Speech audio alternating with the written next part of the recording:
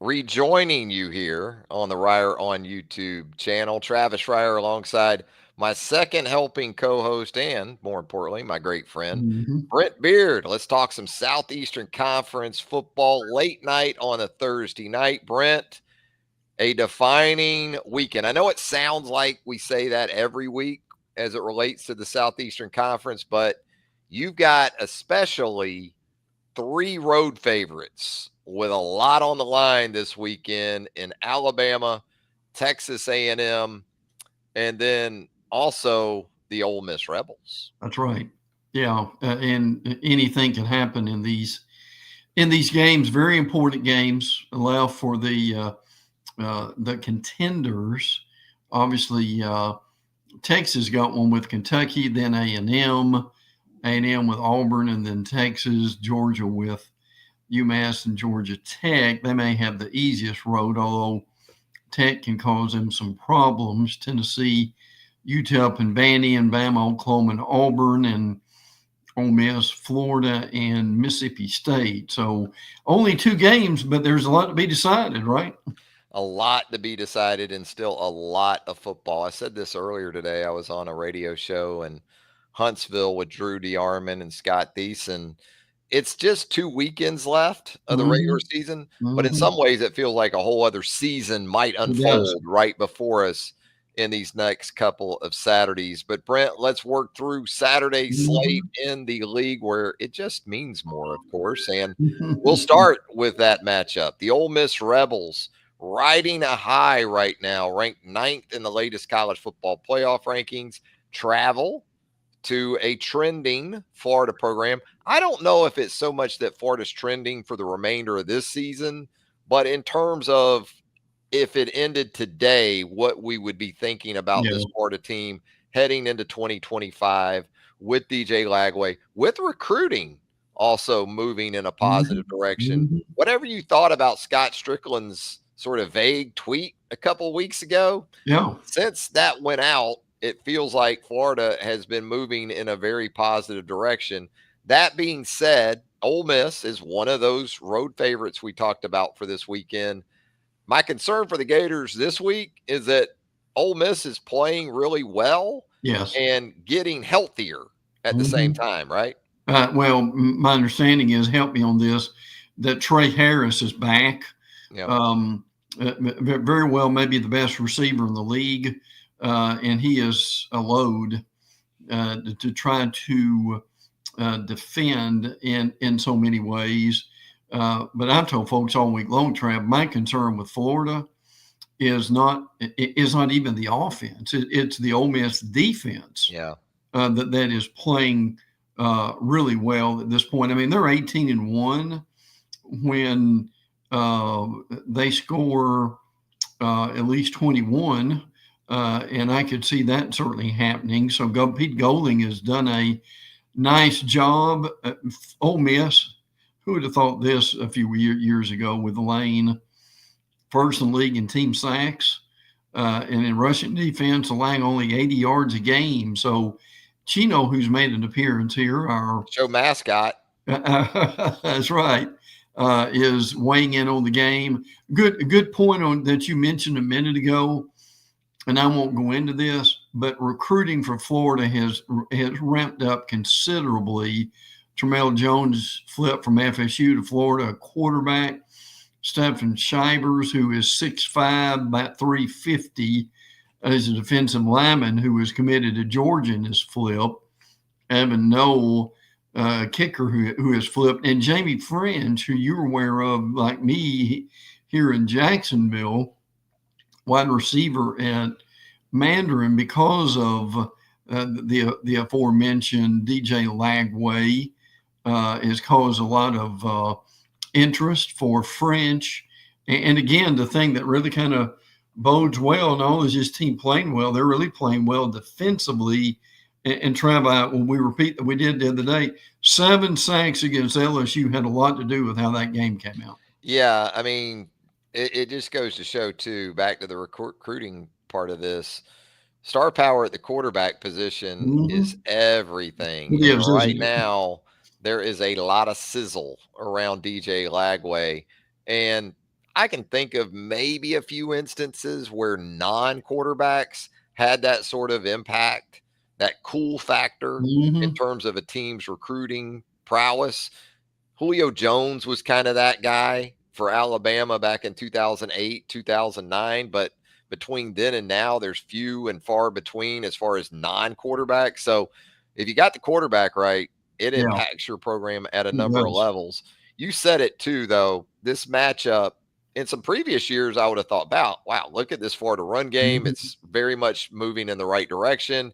A lot of years, Ole Miss isn't built in a way defensively in the front seven to deal well with that. But this is the exception with this Ole Miss front seven Yes. and really this defense in general. So if you're thinking it's going to be Johnson and Ball and, Lagway taking some shots every once in a while, I think Ole Miss can turn this into a game where it has to be a lot of Yeah. DJ Lagway and No those doubt. receivers. Yeah. Well, and the thing is, Trev, Lagway can really give them something when he can run. And we really don't know yet, do we? As far as what he can do, as far as testing that hamstring. Now he might could get a couple of key first downs if he can run kind of unimpeded with that. But that still is an issue, and I'm guessing that the Gator coaching staff have cautioned him on that. Yeah, it felt like against LSU, it would have been helpful because we know Hmm. LSU has really struggled against quarterback runs. But that defense in general isn't what Ole Miss's No, is. no, Um, so it almost feels like you would really like to have DJ Lagway available, certainly more so as a runner this week than he was last week when he was essentially unavailable. But that'll be an interesting part of this to see if he's maybe continued to progress with that hamstring to a point where he can give them yes. something with his wheels, even if it's sort of extending plays to throw the football, because his Hmm. pass Hmm. rush, as you pointed out to, Yeah. can really get after the quarterback this year under Pete Golding. That is, of course, the noon game on ABC with the Florida Gators and the Ole Miss Rebels coming up at 12:45 Eastern on Saturday. Georgia welcomes the boys from Amherst. UMass going to make the trip down to Athens. Georgia coming off, of course, the huge win over the Tennessee Vols.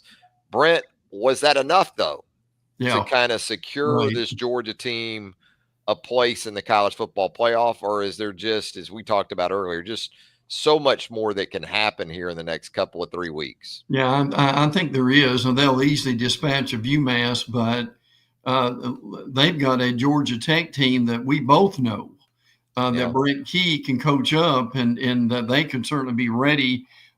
Tech still running that two quarterback system with the Philo kid throwing the ball. Playing NC State tonight, right? Yeah, that's right. And Haynes King being able to run a bit, but Georgia certainly is back on track.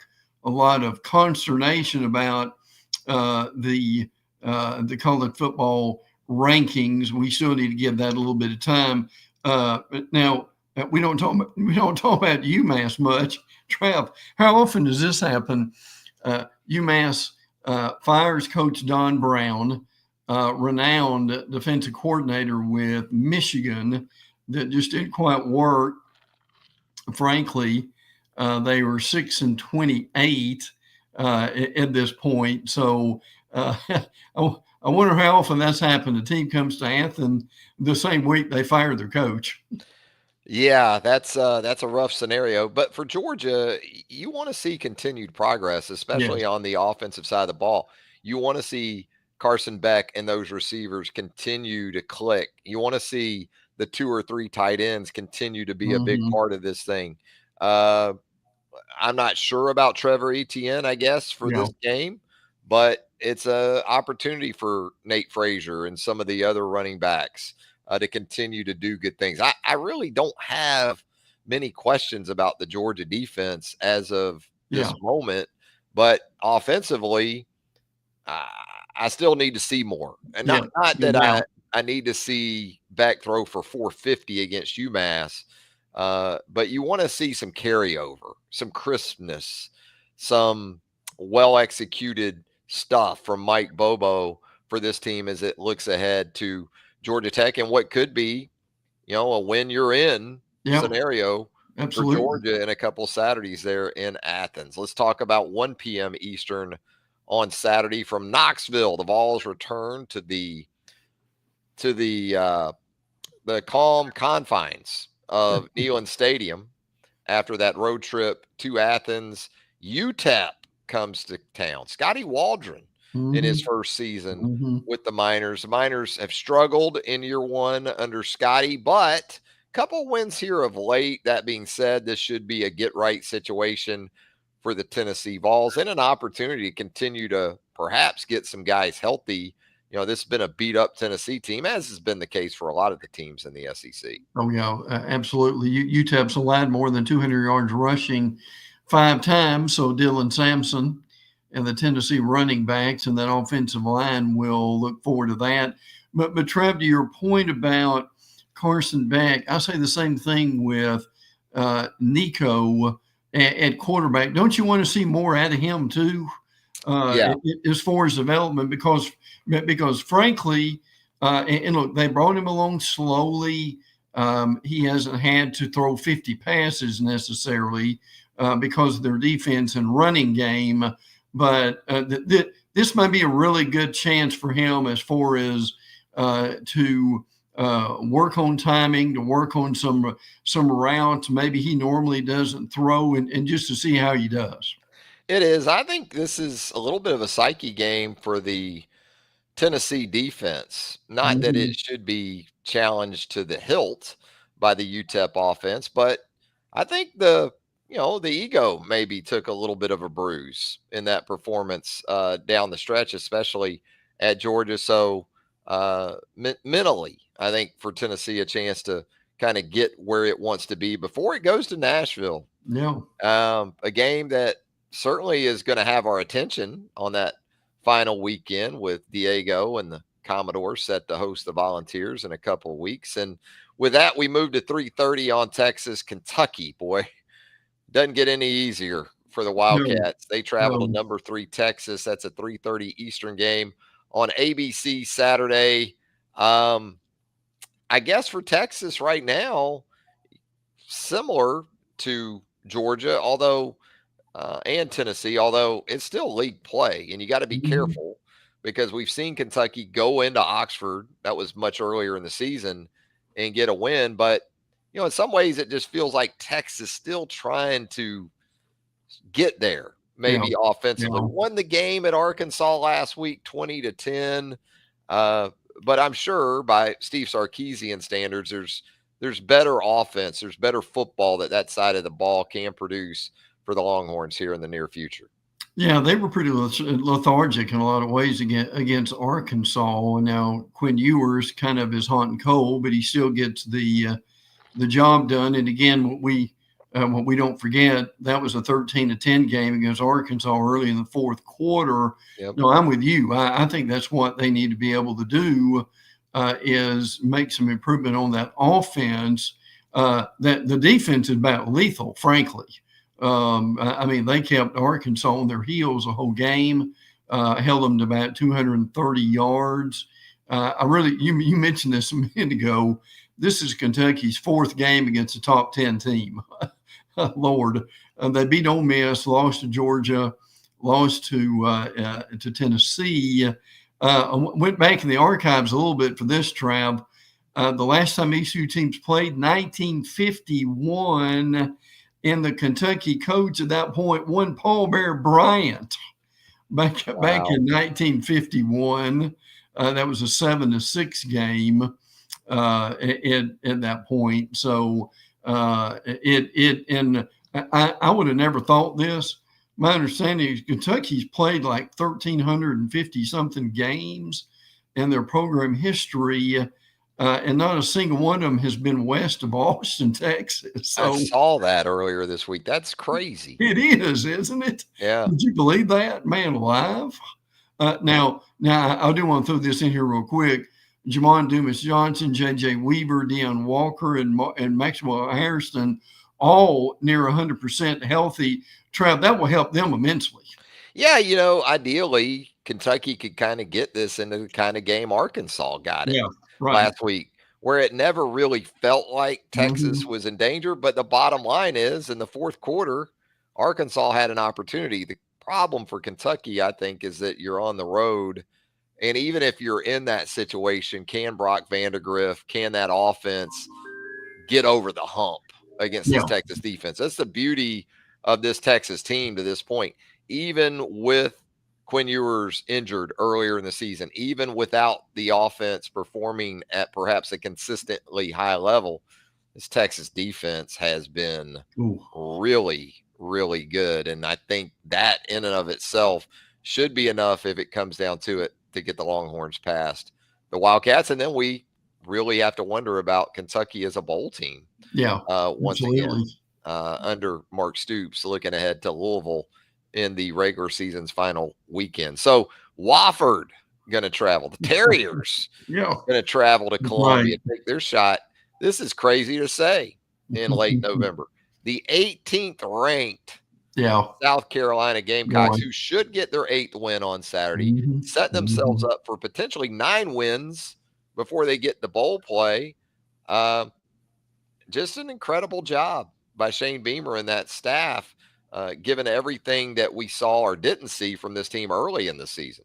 Oh yeah, yeah. They are 5-0 against Wofford. I know Wofford in the past ran kind of a wishbone, I believe, and gave them some issues, but they were still able to win. We look for the continued maturity for Lenore Sellers. Listen, you can make an argument that Lenore Sellers in the last, month has probably improved as much as almost anybody in the league. If there was a most improved player in the league award, just like you said, not even from the start of the season, Yeah. just since about mid-October even, it would have to be Lenore Sellers, Mhm. I would think. Yeah, yeah, absolutely. And that defense obviously has just been freakishly good. That they're able to hang their hat on that. There's talk about South Carolina coming back to the Gator Bowl. That they were down here not too long ago playing Notre Dame.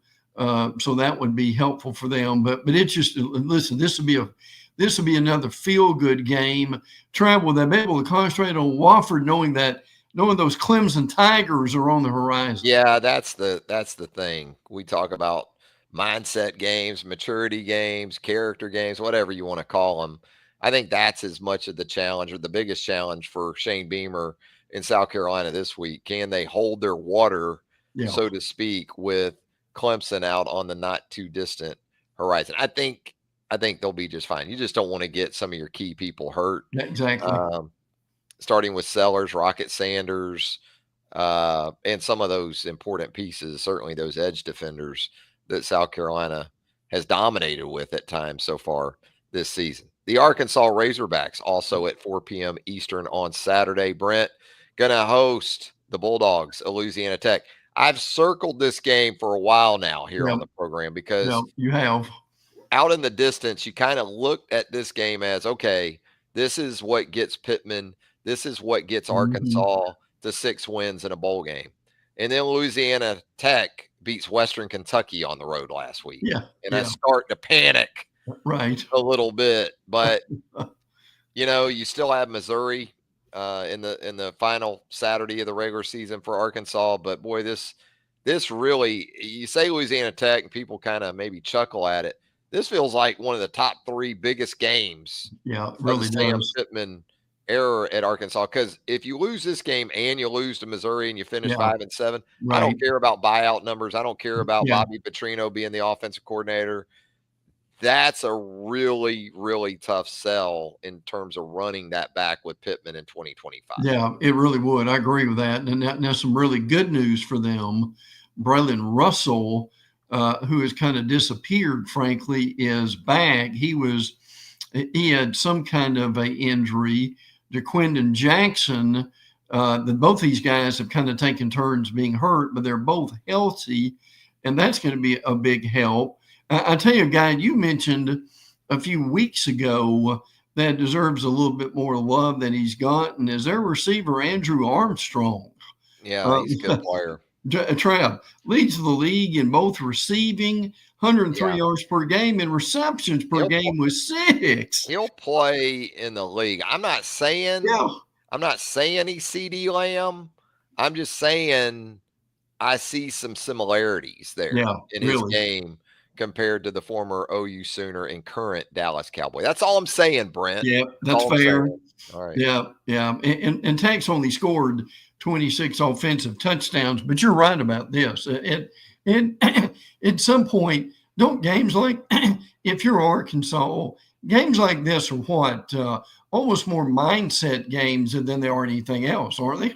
Yeah, they are. And we've seen it in the past with teams like Georgia and now Texas under Sark and Alabama previously under Nick Saban. They can beat you twice. That's right. Um, I know a lot of people make a big deal out of scheduling and, well, who's got their bye weeks before Alabama or Georgia? I've always said I'd rather have my bye week after Yeah, Georgia or Alabama. That's right. probably when I'm going to need it more. Oh, yeah, no And doubt. so I think that's what we'll find out about Arkansas. Mhm. And Arkansas's had some cringy moments in games like this already this They season. have. The UAB game earlier in the season didn't look good for a while in Fayetteville. So need to come out early, take care of business, and turn this into more of a celebratory night Yes, in yes. Fayetteville than a geez, we got by a Really. fingernail, Yeah, and we still got to go to Missouri next yes. weekend. So interesting for Arkansas on Saturday afternoon. That's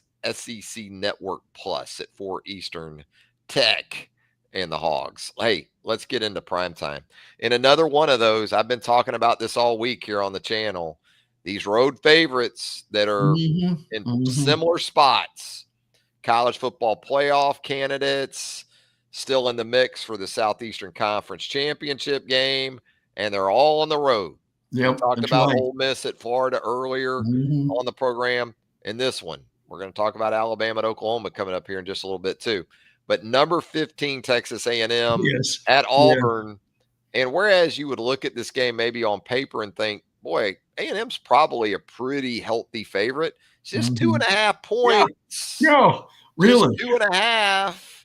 And with Auburn, it's just trust issues at this point Yeah, I agree. because we talked about it. We've seen Auburn play at a pretty high level at Kentucky, and it really didn't translate into anything else beyond that. And then coming off that impressive offensive performance against ULM last week, do you put a lot of stock in that, Brent, going into this game? Does it change the way maybe that you look at this matchup? Where you at on the Aggies and the Tigers? One thing that was a bit disturbing, I know it was a Freudian slip when Mike Elko was asked about his team this week. Our focus is single-handedly on Texas. Oh, I mean Auburn. Hey, hey, did you get a good laugh out of Well, that like I that's did? and especially if it involves Auburn, Yeah, that yeah. feels like that's the kiss of death. Oh, it Somebody does. and somebody told Mike the crazy stuff that has happened in Jordan No, Hare in late November he better know it. in the past, not just to Alabama either. There's crazy stuff happens in that stadium. You just worry that maybe Mike is already Yeah, kind yeah. of etched in stone the fate of his team now with that slip. And I've got a lot of questions with this. And number one, how involved are these receivers going to be? Cam Coleman, as we talked earlier in the week, 8 catches for 100 yards in the win over Louisiana Monroe. But at the same time, Trav, can we trust Hugh to be able to run the ball with Jarquez Hunter? Or is he going to get caught up in this, the need to be able to throw the ball? Is he going to be patient? That's Yeah, my question absolutely. for you because I won't be surprised if early on Saturday night Auburn can't really run Yeah, Jarquez Hunter right. Yeah, because I yeah, mean we're talking about A&M. On the other yeah, side, you got to take that into account. And will Hugh just run it up in there a couple of times? Maybe have yeah, his best yeah, runs dialed up right. on the script. Yeah. They don't go for much, and now it's Peyton Thorne show. And Oh not yeah. just I do think Peyton Thorne, though, has to be a factor with the ball in his hands other than a Mhm. passer.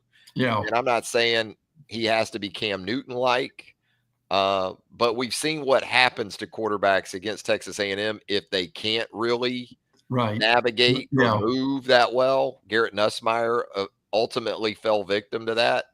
And so that's it for me with Hugh as much as anything.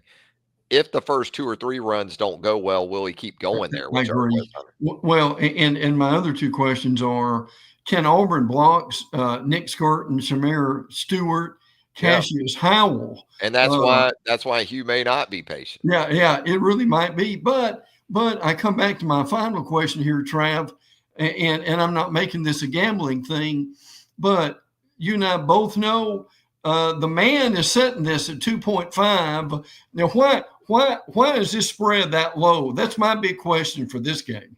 Well, I guess, the last time we saw A&M go on the road, what happened? Yeah, true. I mean, went to South Carolina and Yeah, kind of got worked they did.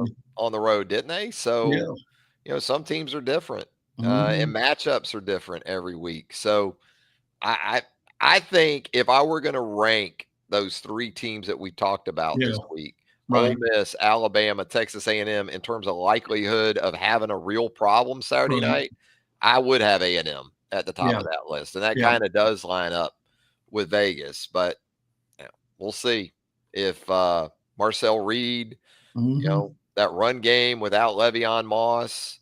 I think A&M's defense is good enough to kind of carry them I in agree. this game potentially. But how much of that momentum is real? From Agreed. ULM for Peyton Thorne, for Hunter, for Cam Coleman, in that receiving core.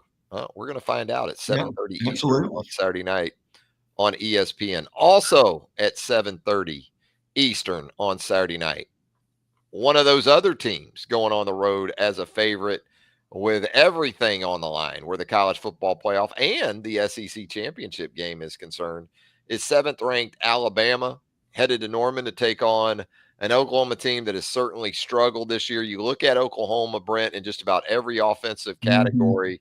Sooners at or near the bottom of the rankings in the Southeastern Conference. Right. It's just crazy to me that we're in late November of Oklahoma's inaugural season in the SEC, and the Sooners still don't have a conference home win. Yeah. I mean, if they lose this game, they're going to go their first year in the SEC 0-3 at home in conference play. Yeah, that's amazing. It really is. But there's some things here that have really contributed to that. This is going to be Oklahoma's to get this, Trav, 10 different offensive line starting lineup. They've had 10 different ones. Yeah. And we said at the beginning of the year, they've got to replace all of them. And the other thing that really sticks out against SEC competition, they are averaging 15 points a game. And that is it. Last in the SEC. Yes. Yep. Yeah. So that's and I've heard 2 Oklahoma beat writers this week that they describe Oklahoma's chances. And they said, I'll give you an honest appraisal. And they said Oklahoma's defense will keep them in it for a while, but you can look toward the fact that at some point, as you get into the 3rd and 4th quarter, they both said Oklahoma basically falls apart. So, and that's pretty, for guys who covered on a weekly basis, that's a very interesting description. That is, but it's reality. I mean, that's pretty much the truth for Oklahoma football this season. OU in its last 3 SEC games has turned the ball over 8 times. Wow. So that's not a winning formula at all in this league. Now, for Alabama, everything seems to be trending in the right direction. It's a rejuvenated offense, a run game seems to be a refreshed, at least, Jalen Milroe in that regard. But Oklahoma defensively can make it tough on you. They can do what you want to do. Oklahoma under Brent Venables' defense is kind of like a good basketball defense. They find your one strength and they kind of take it away and make you beat them another way. Yeah. And so I'm going into this game not expecting Jalen Milroe to average 13 yards Yeah, per carry or something right. crazy like that. Hmm. We saw in Baton Rouge a couple weeks ago. Danny Stutzman, those safeties for Oklahoma, they can do some things to sort of limit you in that regard. That's where some of these other guys have to step up Sure. though for Alabama Absolutely. offensively, and maybe it's not the obvious. Maybe it's not Ryan Williams, Jeremy Bernard, or those running backs. Maybe it's a CJ Dupree or Hmm. Robbie Oots. Hmm. We saw them more involved Yeah. last week. Oh, yeah. Maybe some of that was by design. I like to think they were being rewarded for the dirty work that they've done throughout this season, but it could be that Alabama really needs to call on those guys this week Oh, offensively. yeah. I'll tell you one thing. You made a reference to this early in the year. Is what would Kalen DeBoer, who, by the way, if he wins this game, will have the best record for any first-year Alabama coach, including Nick Saban. But the thing you mentioned about what would he do to really form his identity with this team, and I'm going to say, frankly, that he may not even be on offense. The defense has forced 24 turnovers this year, 3 last week, and Trav, to me, that's the biggest improvement maybe that we have seen on this team from top to bottom. I mean, they're plus 13 is fourth best in Division One, much less in the SEC. So, is that a fair assessment that as this defense grew up, so did this football team?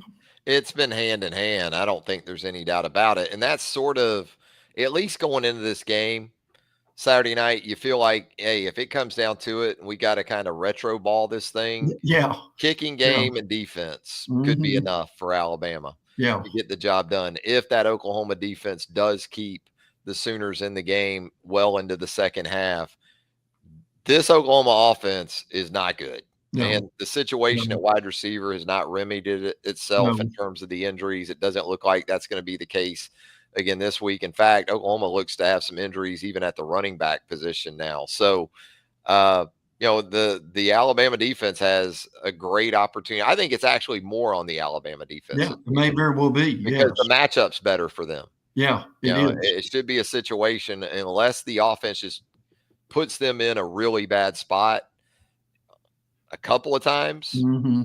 and they should be able to dictate in terms of this game to this Oklahoma team. That's not going to be easy playing at home. I No, think we all no, expect a proud Oklahoma team on a senior night looking for its first home win as an SEC member to make anything but easy. And this is still Alabama. You're still going to oh get yeah, OU's absolutely. very best, even if OU was 2-8 going into this game. That would be the case. So, for Alabama, I think you hit on it. It's win turnover margin. Don't revert back to the penalty issues from Tennessee. Kind of follow that blueprint as best you can from the LSU game, understanding Hmm. it's not going to be as easy offensively, especially on the ground, as it was in Baton Rouge. But look, again, if Oklahoma's intent on loading up against Jalen and more so that run game, what we haven't seen as much lately, and mostly because Alabama hasn't needed it also, is the vertical passing game, Yeah, oh yeah, and absolutely. just missed to Caleb Odom last Hmm. week in the And Mercer Robbie game. Oates. Yeah, hit Robbie Oots on one, but as far Yeah. as the outside guys go, Hmm. just missed Ryan Williams on one in Baton Rouge. This could be a point where that resurfaces for the Crimson Tide. Hey, let's talk about a couple of 6-4 teams. Hmm. It's funny. Perception can be wildly different about a 6-4 record, can it, Brent? Yes. Vanderbilt is over the moon Yeah, to really. be 6-4 in bowl bound. Hmm. LSU, after its latest loss, its third straight loss now, sits at 6-4. You don't get the sense it's as warm and fuzzy about that 6-4 mark under Brian Kelly. And then I also see where, you know, LSU lost a huge quarterback They commitment. sure did. The Underwood kid went to Michigan. Bryce Underwood flips Man, from LSU to home state Michigan. Crazy NIL numbers being yeah, thrown around in that one. yeah. So it's been a pretty unforgettable few weeks for Brian Kelly in Baton Rouge. And this is a Vanderbilt team. You get the sense looks at this and goes, hey, let us get some of that. Boy, You know, if, really. if this is an LSU team sort of with, you know, feeling down about things, this isn't a good place to face Vanderbilt, even at home. Trav, this thing that sticks out to me, Marcel Reed ran for 62 yards and 3 touchdowns on LSU. Jalen Milroe, 185 and 4 scores. Also, can our favorite player in Diego, could he put up some numbers like that, I wonder? Yeah, they may spell Diego Deigeaux after this game. Yeah, We'll have to see. Yeah. I don't know. Here's the thing about Diego is he's not as sudden as a runner, but the thing about Diego is you have to deal with him snap in and snap out. He doesn't take a snap off. No, I mean, absolutely not. So, the Vanderbilt offense has really trended downward throughout the season. When you look at the statistics for the Southeastern Conference at this point, it doesn't really blow you away, but it seems like whenever he's needed to be that guy, he has more than delivered. And, I think Vanderbilt defensively can hang in there pretty good Saturday night. So, obviously LSU is still the more talented team. Still got some work to do as far as roster is concerned. But boy, some of the sideline stuff we saw, some of the interaction that we saw with LSU and Brian Kelly and some of the LSU players last Saturday night in Gainesville, that's my biggest concern for LSU going into this game as much as anything else. Yeah. Now one thing that might help them, Garrett Dellinger, I think, is supposed to be back. Okay. On the offensive line. So that is big because they've been awful on the interior. I mean, their tackles catch some heat for some of that, but more so than anything, those interior guys have been bad. Oh yeah. Well, you wonder if Kelly and some of these guys like Chris Hilton sat down and Kyron Lacey yelling at Kelly too. Now this is the first time Kelly, in fairness, and he's done well, at least with double-digit seasons. It's the first time he hadn't had a double-digit season, frankly, in years. So, but I'm with you. I mean, if they lose this game, and look, Kelly's got a buy out of about, 50 to 60 million. Yeah, he's not going anywhere anytime soon. But Trev, it's the point that we're making here is, where does this go as far as players hitting the portal? And the point you made a few minutes ago about Underwood, with signing day less than 2 weeks away, you don't need to start losing people if you're LSU. Yeah, this sort of finish to the season upset the stomachs of a lot of LSU fans, which, considering the fare that is consumed in the state of Louisiana, that's probably hard to do. Yeah. Pretty resilient gastronomically, a lot of folks in Louisiana are. Yeah. But still upset. But Underwood was kind of the Tums, right? Yes. That was settling that, calming that down. Now you don't have your Tums. No. And you still got the upset stomach. And it can become more upset if Diego and the Doors go into Baton Rouge this weekend and get the job done. Well, Brent, there you go. There's a full rundown of Saturday's action in the Southeastern Conference. You got anything else for us before we get out of here? Yeah, Trev, I still want to give, if there is a resilient player of the year, I still want to give that to Brady Cook. He's come back from wrist and ankle injuries, threw for 237, even though South Carolina was able to pull out the win at that point. And I kind of wonder where they're going to be in the offseason. I mean, Drake has been, mentioned for a few jobs. He certainly got as we've talked many times, raising the extension a couple of years ago. I know Mississippi State, who they're playing this week, is got a long way to go. But I have some concerns for Missouri, kind of like I do LSU. Trav, is how do they, a team that some people thought may even be going to the playoffs, how do they survive the rest of the year and get into the offseason? Yeah, it's a great question, and it's a big game for Mississippi State too, It is. because if you're going to win a conference game in year one under Jeff Lebby, and we can talk about, Van Buren stepping forward as a freshman quarterback, some of the positives that we've seen this season with Lebby and Starkville, you still need to have that moment, that game with Yes. your team. And if it doesn't happen this week, I don't think it's happening in the Egg Bowl Yeah. against Yeah, Ole really. Miss. So, Missouri to me, I said it earlier in the week, I was really impressed with the way they showed the resilience to come Yeah. back. They showed you that if their guys Mhm. are healthy, they can still get it done with Brady Cook and Nate Noel and those receivers. But, I think the grass is always greener. It's not just limited to NIL or Yeah. transfer portal these days. No. You kind of hope Eli understands he's in a pretty good situation. Yeah, I know, absolutely. like most coaches, he wants to be in a situation where he can compete at the highest level on a consistent basis. So you're always going to see guys take their shot if those jobs present themselves. But as we sit here right now, it's hard to envision a better situation for Eli Drinkwitz. Now, who knows what might open up Right. after Oh, these yeah. couple of weeks?